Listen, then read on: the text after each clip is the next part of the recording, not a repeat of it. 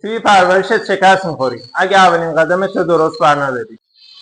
اولین قدم شناخت جنسیت پرنده است. بیا تا بهت آموزش بدم.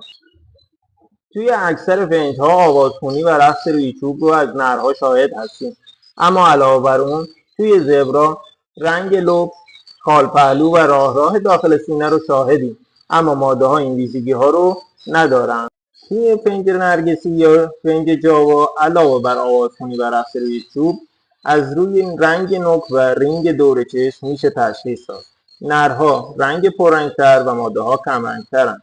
علاوه بر اون در انتهای نوک نر یک برآمدگی خیلی کوچیکه که نشون میده اون پرنده نر هستش. توی فنج گلدین نرها معمولا رنگ پررنگتر و براق‌تری رو نسبت به ماده ها دارن.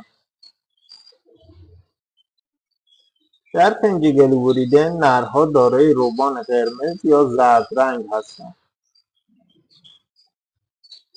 در فنج کرواتی نرها علاوه بر آوازخوانی رنگ نوک پررنگتر و کروات پهن‌تری رو نسبت به ماده ها دارند. با من همراه باشید تا توی پست‌های بعدی طبق استانداردهای فنی حرفه‌ای بهتون آموزش بدم. یا علی.